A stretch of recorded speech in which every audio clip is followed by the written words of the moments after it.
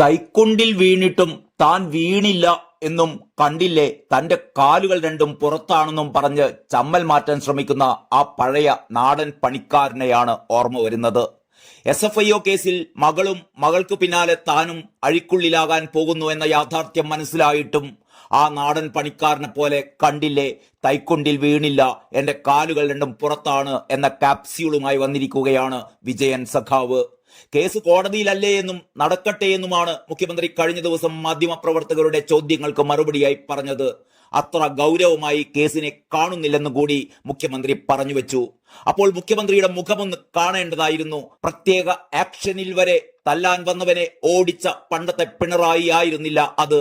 എലിക്കൂട്ടിൽ കുടുങ്ങിയ എലിയെപ്പോലെ പരിഭ്രാന്തനായി പരക്കം പായുന്ന പിണറായി വിജയൻ, പേടിച്ചു വിറയ്ക്കുന്ന പിണറായി.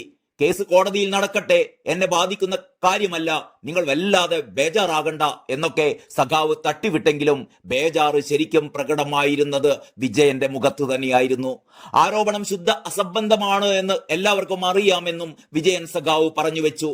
അന്തംകമ്മികൾക്ക് വരെ ഇത് അസംബന്ധമാണെന്ന് മനസ്സിലാകുന്നില്ലല്ലോ സഖാവേ, എന്നിട്ടല്ലേ എല്ലാവർക്കും മനസ്സിലാകാൻ പോകുന്നത്. എന്റെ രാജി വരുമോ എന്ന് മോഹിച്ചു നിന്നോളൂ, നിങ്ങൾക്ക് വേണ്ടത് എന്റെ രക്തമാണല്ലോ എന്നൊക്കെയായിരുന്നു മുഖ്യമന്ത്രിയുടെ സെന്റി അടിച്ചുള്ള നിലവിളികൾ. മകൾ നടത്തിയ സ്ഥാപനം നൽകിയ സേവനത്തിലുള്ള പണമാണ് ലഭിച്ചത് എന്ന് ആ പഴയ അന്തംകമ്മികൾ പറയുന്നത് മുഖ്യമന്ത്രി ആവർത്തിച്ചു. കള്ളപ്പണമല്ല, നികുതിയും കണക്കുകളും രേഖാമൂലം നൽകിയതാണ്, അത് മറച്ചുവെച്ചല്ലേ നിങ്ങൾ പ്രചാരണം നടത്തുന്നത്. അവിടെയാണ് ഇന്ന ആളുടെ മകൾ എന്ന പേരിൽ പറയുന്നത് എന്നും മുഖ്യമന്ത്രി കുറ്റപ്പെടുത്തി. എന്നാലും മുഖ്യമന്ത്രി ആ സേവനം എന്ത് എന്ന് പറയുന്നില്ല. ചെയ്യാത്ത സേവനത്തിന് എന്ത് സേവനമെന്ന് എങ്ങനെ പറയാനാണ് അല്ലേ? കോടിയേരി ബാലകൃഷ്ണന്റെ മകന്റെ വിഷയത്തിലും വീണ വിജയന്റെ കേസിലും പാർട്ടിക്ക് രണ്ട് നിലപാടായിരുന്നു എന്ന പത്രലേഖകരുടെ ചോദ്യത്തിന് അതിൽ ഇത്ര ആശ്ചര്യം എന്താണ് എന്നായിരുന്നു മുഖ്യമന്ത്രിയുടെ മറുചോദ്യം. വിഷയത്തിൽ പാർട്ടി പ്രതിരോധം ഉയർത്തുന്നതിൽ എന്താണ് ആശ്ചര്യം? ബിനീഷിന്റെ കേസിൽ കോടിയേരിയെ പറ്റി പരാമർശമുണ്ടായിരുന്നില്ല. ഇതിലാവട്ടെ എന്റെ മകൾ എന്ന് പറഞ്ഞാണ് തുടക്കമിട്ടത്. ലക്ഷ്യം എന്താണെന്ന് പാർട്ടി തിരിച്ചറിഞ്ഞിട്ടുണ്ട്. കോടതിയിലെ കാര്യങ്ങൾ കൂടുതൽ പറയുന്നില്ല.